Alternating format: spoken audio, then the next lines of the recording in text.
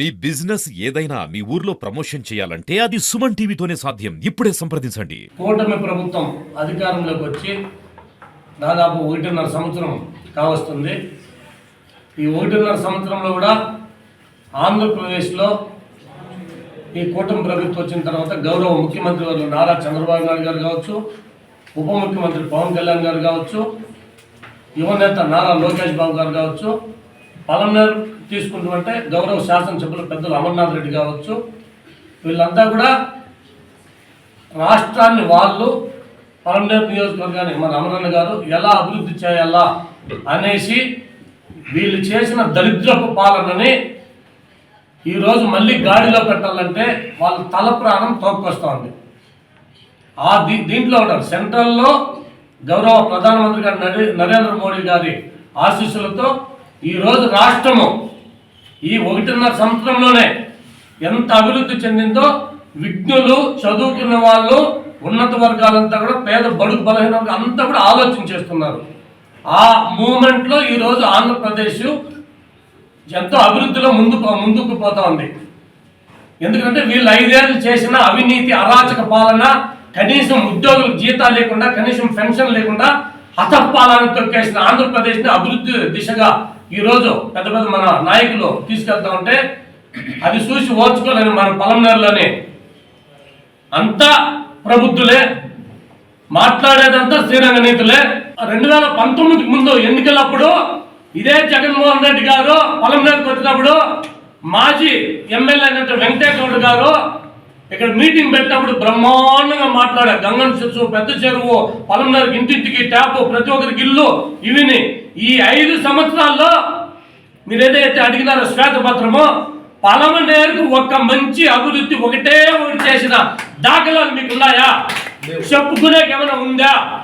అది వచ్చి శ్వేతపత్రం అంట.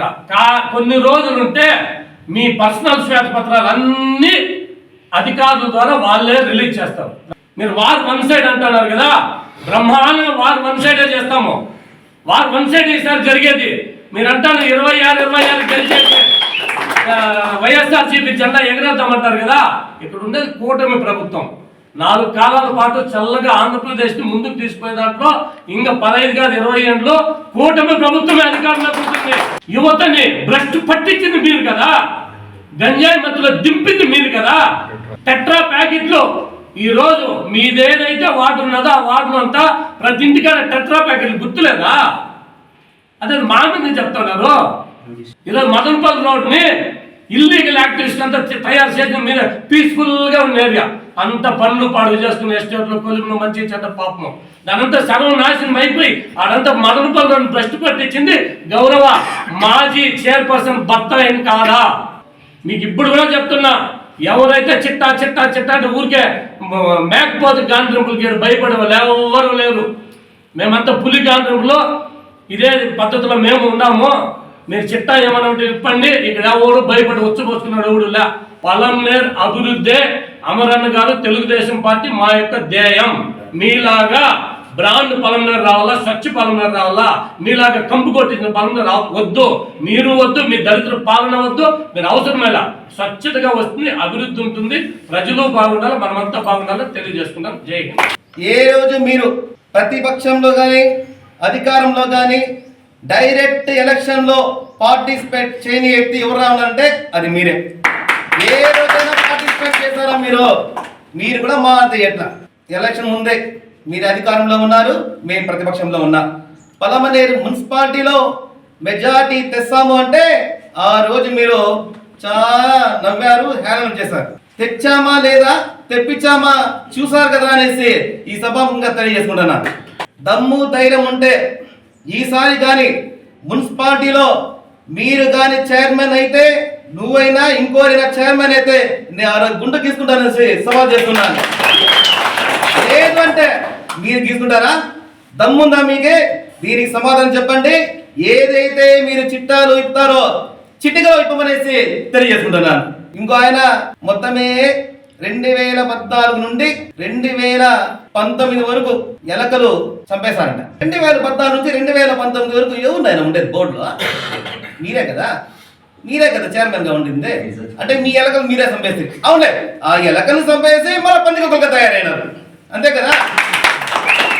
మళ్ళా పందికొక్కలుగా తయారయ్యి ఏ పేపర్లు చింపినారు, ఏ రకంగా ఒక్కొక్కరిని వాడుకున్నారు, ఎక్కడ సర్టిఫికేట్స్ బాత్రూంలో పడినాయో అవన్నీ మాకు తెలుసు. మీరు సై అంటే సై తేడా కానీ వెనకపోయే ప్రసక్తే లేదు. ఎన్ని రకాలుగా ఇబ్బంది పెట్టినారు మమ్మల్ని, అన్ని రకాలుగా ఇబ్బంది పెట్టినా కూడా కసిగా పనిచేసి ఈ రోజు మెజారిటీ తెచ్చి నీట్గా కూర్చున్నామంటే అది మా నాయకుని యొక్క కసి అనేసి తెలియజేసుకుంటున్నాను. నష్టపోయేది మీరే కానీ లబ్ధి పొందేది కాదు. దయచేసి ఇక ఈ యొక్క ప్రెస్ మీట్ ని మీరు ఏ విధంగా తీసుకుంటారో మీకే వదిలేస్తున్నాం. ప్రజాస్వామ్యాన్ని రాజ్యాంగబద్ధంగా జరగాల్సిన ఎలక్షన్ ని మీరు భ్రష్టు పట్టించి అవినీతి పాలు చేసి మీరు చిత్త ఇవ్వండి, దాంట్లో మీరు భాగస్వాములే కదా. మీరు ఎప్పుడూ కానీ క్షేత్రస్థాయిలో గెలిచి రాజకీయ నాయకుడు కాలేదు. ఏమే ఈరోజు రేపు 26 వాటికి గెలిపిస్తూ ఉంటాను కదా. 26 వాటికి 26 ఎట్లా గెలిపిస్తారు? అది నువ్వు కాదు, నేను కాదు నిర్ణయించేది, ప్రజలు నిర్ణయించల్లా. ఇంకో నాయకుడు అంటాడు నేను జేసీబీ తీసి గంటావరం డెవలప్ చేసి 30 లక్షలు ఖర్చు పెట్టిన అంటాడు. జేసీబీ తీసింది ఏమిటి నైనా నువ్వు మట్టి అమ్ముకోవడానికి? అదే గుట్ట సదం చేసి ప్లాట్లు వేసి అధికారులు టౌన్ ప్లానింగ్ 10 ప్లాట్లు వేస్తే ఒక్కొక్క గడికి తగ్గించి ఒక ప్లాటు 13 ప్లాట్లు చేసినావు. ఆ 13 ప్లాట్లో నువ్వు 3 ప్లాట్లో నువ్వు రియల్ ఎస్టేట్ చేస్తున్నావు. అదేవిధంగా మానీర్ కమిటీ మీరు మెయింటైన్ చేస్తున్నారు. మానీర్ కమిటీ ఒక్క సభ్యుని దగ్గర డిపాజిట్ 12,000 10,000 కట్టించుకున్నారు. నెలలా 150 రూపాయలు 100 రూపాయలు చేస్తున్నారు. ఈ వదిలేంటే మానీర్ కమిటీ మెయింటైన్ చేయాలి. ఎవరు కట్టాలి? కరెంట్ బిల్లు మీరే కట్టాలా?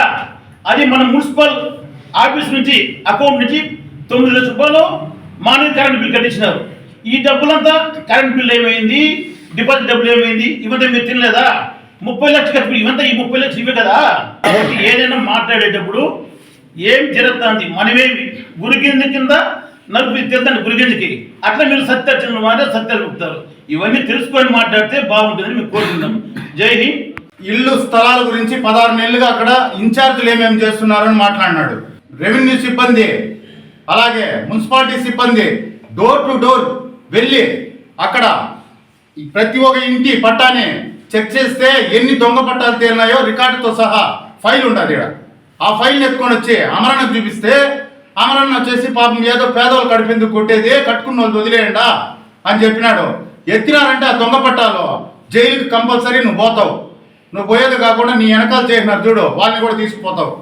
ఎన్ఆర్ఐ ఇప్పుడు ప్రస్తుతం నువ్వు ఉండే ఇల్లు ఎన్ఆర్ఐ నీ పక్కలో సతీష్ అనేసి మా వాళ్ళు 16కి 80 జాగాని కబ్జా చేయలేదా? నువ్వు కబ్జా చేసి ఇల్లు కట్టుకున్నావు. దిగుతానారులే ఇప్పుడు ఎంఆర్ఓ వాళ్ళు రెవెన్యూ వాళ్ళంతా వస్తున్నారు, మొత్తం తేలిస్తారు, అమరన్న గారి ముందర పెడతారు. ఇప్పుడు నువ్వు మాట్లాడిన దానికి నీకు బహుమానం వాళ్ళే ఇస్తారు. అమరన్న కట్టినాడు కాబట్టి ఈరోజు ఆ గంట ఊళ్ళో లైట్లన్నా మలతాండాయి, రోడ్లన్నా మలతాండాయి, మట్టి లేదు, కాలువలు కోసుకొని పోయినాయి. నీ కండ్లు ఏమన్నా పోయినాయా? మన్నంతా వచ్చేసి 200 లోట్ల దాకా మన్ను తోలి సదరం చేపించినాము. వాన వస్తుంది, కొట్టుకొని పోయింది. తమరు గారు 5 ఏళ్ళలో వచ్చేసి ఒక కాలువ తేలే, ఒక రోడ్డు తేలేదు. మళ్ళా నువ్వు మాట్లాడుతున్నావు. దయచేసి నోరుంది కదా అని ఇష్టానికి మాట్లాడితే ఇంకోసారి ఇంకా తీవ్రంగా ఉంటుంది.